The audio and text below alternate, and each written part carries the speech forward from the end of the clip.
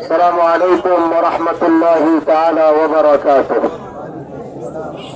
বক্তব্য সবাই দিয়েছেন এখানে আর লম্বা করে বক্তব্য দেওয়ার সুযোগ নাই কথা একটাই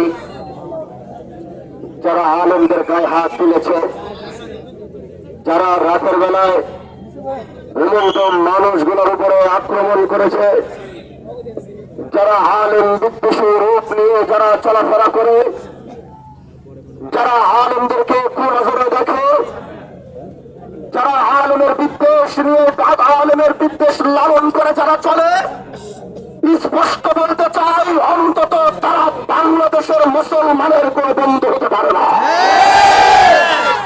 এজন্য আমরা শিবচরে থাকি ওটা বাংলাদেশ নিয়ে ওলামায়ে কেরাম কাজ করছে আমাদের অবস্থান শিবচরে সমাবেশ হচ্ছে শিবচরে সমাবেশ শিবচর থেকে বলতে চাই হাজী শরীয়তুল্লাহর এই ভূখণ্ডের উপরে দাঁড়িয়ে আলেম কোন বিদ্বেষী কোন সাদি গ্রুপ যদি কোন কার্যক্রম করে স্পষ্ট বার্তা বলছি শিবচরে তাদের হাত ভেঙে গুড়িয়ে দেওয়া হবে।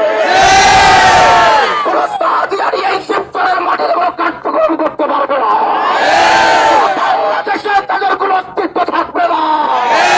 এজন্য বন্ধু আমার আগামীতে আলেমরা সিদ্ধান্ত না নেওয়া পর্যন্ত আলেমদের সিদ্ধান্ত না আসা পর্যন্ত বাংলাদেশের সর্বস্তরের আলেমরা সিদ্ধান্ত না দেওয়া পর্যন্ত শিবচরের মধ্যে কোন সাদিয়ানি গ্রুপ সাদিয়ানি মার্কাজ থাকতে পারবে না। আপনারা সবাই একমত ইনশাআল্লাহ। কোন মসজিদে সাত পরিচয় দিয়ে কেউ প্রবেশ করতে পারবে না আমাদের স্পষ্ট বার্তা। এগুলো ঐক্যবদ্ধ ভাবে আমরা এই ফিতনার বিরুদ্ধে লড়বো। আল্লাহ যেন বাংলাদেশকে সমস্ত ষড়যন্ত্রের হাত থেকে হেফাজত করে। এবং ডক্টর ইউনূস সাহেবকে বলবো আপনার সরকারকে বলবো আপনি তাদেরকে কোনো লাই দিবেন না। তারা মানবতার শত্রু তারা ইসলামের শত্রু তারা আলেমদের শত্রু তারা বাংলাদেশের ভূখণ্ডের শত্রু। তারা 16 বছর আওয়ামী লীগের সাপোর্ট নিয়ে আওয়ামী লীগের সম্পূর্ণ সাপোর্ট নিয়ে তারা আলেমদের উপরে বিগত দিনগুলোতে অত্যাচার হামলা করেছিল। আমরা স্পষ্ট বলতে চাই এখন আর এই ফেসিবাদ সরকার নাই স্পষ্ট বার্তা এখন তাদেরকে প্রকাশ্য আর আসতে দেওয়া হবে না।